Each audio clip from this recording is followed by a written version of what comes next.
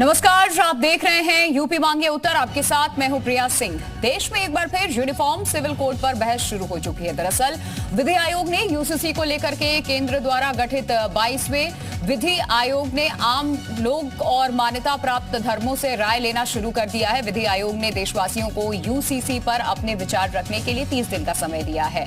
Uniform civil code पर चर्चा और राय शुमारी के बीच कई मुस्लिम संगठन और विपक्षी नेताओं ने सरकार के खिलाफ मोर्चा खोल दिया।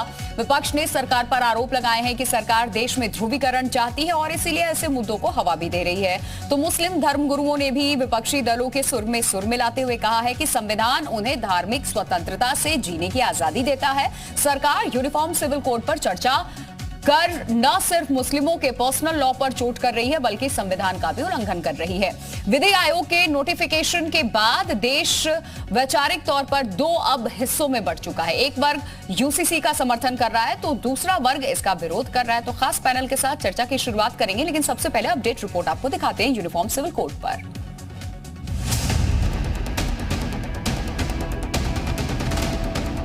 समानता के आधार पर देश के शासन की व्यवस्था चले, इस प्रकार की अपेक्षा हम सब लोगों की है। और जो सुझाव आयोग ने मांगे हैं सब लोग सुझाव देंगे और हमारी पार्टी और हम हमेशा कॉमन सिविल कोड के पक्षधर रहे। कॉमन सिविल कोड की बात हो रही है, सब शिक्षा पर बात होना चाहिए, बेरोजगारी पर बात होना चाहिए, इस वक्त जहालत पर बात होना चाहिए, इस वक्त और दूसरे मुद्दों पर बात होना चाहिए। इन सब पर बात ना होके कॉमन सिविल कोड पर बात हो रही है, ये बड़े अफसोस का विषय है।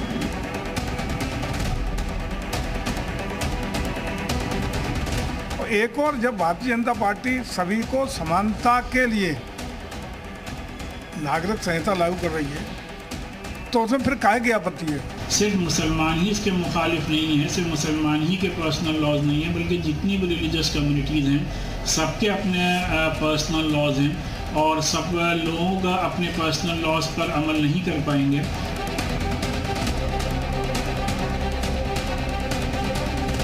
देखिए, जो विरोध करने वाले लोग हैं वो कुछ चुनिंदा लोग हैं और आम मुसलमान ये जान चुका है कि वो चुनिंदा लोगों का एजेंडा केवल राजनीतिक रोटियां सेकना है। आम मुसलमान अब मोदी सरकार, योगी सरकार की जो डबल इंजन की सरकार पर विश्वास कर रहा है। अपने अपने मजहब के एतबार से बहरहाल जो मजहबी जिंदगी है वो गुजारने का मौका उनको दिया जाए, उनको एज इट इज रखा जाए, उसमें कोई यूनिटी नहीं बन सकती।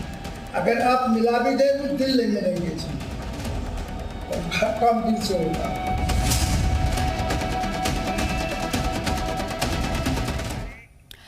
तो यूनिफॉर्म सिविल कोड पर किस तरह सियासी दल और मौलाना बयानबाजी कर रहे हैं ये अपने रिपोर्ट में हमने आपको दिखा दिया है। चर्चा की शुरुआत करेंगे, लेकिन उससे पहले कुछ इंपॉर्टेंट पॉइंट्स हैं जो आज आपको देखना चाहिए। आखिरकार क्या हो रहा है यूनिफॉर्म सिविल कोड को लेकर के बहस पर। अगर हम बात करें यूनिफॉर्म सिविल कोड पर क्या है बहस, तो समर्थकों के तर्क है लैंगिक समानता को बढ़ावा मिलेगा, विरोधियों के तर्क है कि धार्मिक स्वतंत्रता इससे खत्म हो जाएगी।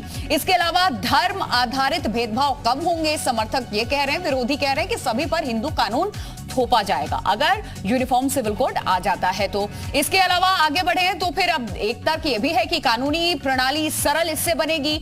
एक देश एक विधान है तो एक कानून भी हो जाए। धर्मों के पर्सनल लॉ रद्द कर नजरअंदाज किया जाएगा, ये विरोधियों का कहना है, क्योंकि इस देश में धार्मिक भावनाओं का भी ख्याल रखा गया। संविधान में इसका भी उल्लंघन है कि किसी की भावनाएं आहत ना हो, तो यहाँ पे इस चीज का तर्क दिया गया। समान नागरिक संहिता पूरी तरह से असंवैधानिक विरोधियों द्वारा बताया गया, तो कानूनी तौर पर महिलाएं और सशक्त होंगी। यह सबसे इंपॉर्टेंट पॉइंट यहां पर दिया गया समर्थकों के द्वारा। जो तर्क हैं और विरोधियों की तरफ से जो तर्क दिए गए, चाहे समर्थकों की तरफ से जो तर्क दिए गए, तो यूनिफॉर्म सिविल कोड पर बहस क्यों आखिरकार हो रही है यह हमने आपको दिखा दिया है कि किसके क्या तर्क है, यहां पर कौन किसका विरोध कर रहा है, इसका समर्थन कर रहा है। तमाम खास मेहमान हमारे साथ इस चर्चा में जुड़ चुके हैं। सबसे पहले उनका परिचय मैं आपसे करा दूं और उसके बाद इस चर्चा की शुरुआत करेंगे। यूसीसी पर राय मशवरा मौलानाओं को खटका। सबसे पहला सवाल तो हमारा ये होगा, क्योंकि अब इसका विरोध मौलाना खुलकर के कर रहे हैं। वहीं दूसरा सवाल, एक देश एक विधान, विपक्ष क्यों परेशान है आखिरकार? जब एक देश में एक संविधान है तो एक कानून भी होना चाहिए सबके लिए, लेकिन विपक्ष की परेशानी क्यों है? तीसरा जो सबसे इंपॉर्टेंट सवाल है वो ये कि 2024 का चुनाव तो यूसीसी वाला दाव अब सरकार की तरफ से चला गया। वहीं चौथा सवाल, यूसीसी जरूरत या फिर सियासी मकसद है? ये वाकई इस वक्त की जरूरत है यूनिफॉर्म सिविल कोड या फिर सिर्फ एक सियासी मकसद है? ये तमाम वो सवाल है जो आज हम इस चर्चा में शामिल करने वाले हैं। और हमारे साथ इस वक्त हमारे मेहमान जुड़ चुके हैं। सबसे पहले आपका परिचय मैं करा देती हूँ। प्रियंका गुप्ता, कांग्रेस प्रवक्ता, हमारे साथ जुड़ चुकी हैं। बहुत स्वागत है आपका। और डॉक्टर अभिषेक राय, प्रवक्ता है समाजवादी पार्टी से, हमारे साथ जुड़ चुके हैं। सबसे पहले प्रियंका जी, मैं आपका रुख कर रही हूं। एक देश एक विधान, तो फिर एक कानून क्यों नहीं? इसका विरोध क्यों? सरकार तो तैयार है कि हम व्यापक तरीके से चर्चा करेंगे, उसके बाद इसको लागू किया जाएगा। आखिर क्यों इसका विरोध किया जा रहा है? ये एक मैटर है सिविल का, ना कि जो है आप तो क्रिमिनल जो ला है उसमें अमेंडमेंट कर रहे हैं या कुछ ऐसा लागू कर रहे हैं। सबसे बड़ी चीज है, आपको समझना पड़ेगा ये देश विविधताओं से भरा हुआ है। यहाँ पर जाति के आधार पर, धर्म के आधार पर, भौगोलिक आधार पर, आर्थिक आधार पर, हर तरह से सामाजिक आधार पर कई तरह की विविधताएं हैं। और ये सिर्फ माइनॉरिटी का विषय नहीं है, ये दलित का भी है, आदिवासियों का भी इशू है। तो मैं समझती हूँ कि इस पर एक व्यापक चर्चा होनी चाहिए जो अभी तक नहीं हुई। क्यों नहीं हुई, ये तो सरकार के यहाँ बंदे बैठे हैं, वो बताएंगे कि क्या वो इसको, इनका उद्देश्य क्या है। इनका उद्देश्य चुनावी है कि 24 का चुनाव नजदीक आ रहा है तो चलो ठीक है, फिर से एक सगुफा छोड़ दें। आपने इस पर काम क्या किया है पिछले 10 सालों में? आज 10वां साल आपका चल रहा है और आप फिर आ गए चुनाव का एक नया सगुफा लेकर।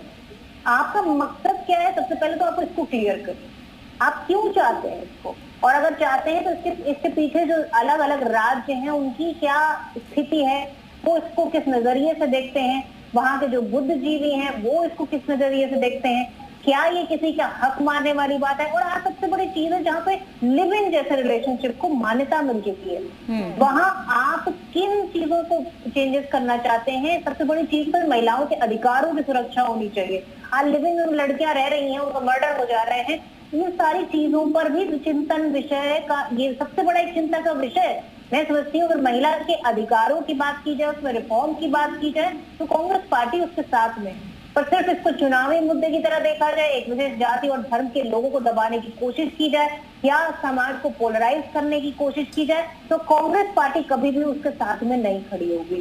क्योंकि ये एक बहुत संगीन मुद्दा है, कोई छोटा मुद्दा नहीं है। मैंने बताया कि आपको ये सिर्फ एक विशेष मतलब पद्धति की बात नहीं है कि आप किस पद्धति पे जाते हैं। ये सबसे बड़ी चीज है कि उससे लोगों का क्या नुकसान हो रहा है, लोगों को क्या फायदा हो रहा है, उन सारी चीजों को समझने की जरूरत है कि एक छोटा विषय नहीं है। ये लाखों सभी धर्मों के लिए अगर एक कानून बना दिया जाता है तो फिर इससे दिक्कत कुछ होनी चाहिए क्या? डॉक्टर अभिषेक राय। देखिए, मैं बहुत सीधी सी बात कहना चाहता हूँ कि संविधान एक बनाया था बाबा भीमराव अंबेडकर साहब ने। ये देश इतने साल से उसके ऊपर चलता रहा और इस देश ने बहुत तरक्की करी। जब हमारे पास देश आज़ाद हुआ तो खाने की कमी थी, किस तरीके से लोगों ने हमारे देश को मजबूत किया, हमारे कितने नेताओं ने, हमारे कितने सैनिकों ने, उन्होंने शहादत दी और उन सब लोगों ने मिल के मजबूत किया। मैं अभी किसी कवि सम्मेलन में गया था तो वहाँ मैंने उनसे एक कवि की बात सुनी और मुझे लगा कि उसने बहुत अच्छी बात कही। उसने कहा कि जब हम गुलाम थे तो हम हिंदुस्तान थे और आज हम के आज़ाद हो गए हैं तो आज हिंदू और मुसलमान हो गए।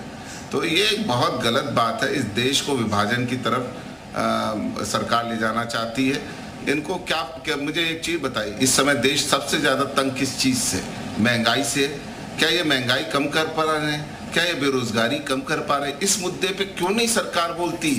इन्हें क्यों चुनाव 24 का आ रहा है इसलिए कहते हैं पोलराइजेशन की कोशिश कर रहे हैं और सारी चीज़ें इस हिसाब से वो बात कर रहे हैं। सिर्फ चुनाव जीतने के लिए 24 घंटा काम करने वाली भारतीय जनता पार्टी इस तरीके के मुद्दे को उठा रही। आप देखिए, भारत, मैं विदेशों में भी रहा हूँ, वहाँ पे भारत के लोगों के लिए कितना सम्मान है। सम्मान इसलिए होता था क्योंकि वहाँ पे सर जाति को, सर समाज को एक प्रतिष्ठा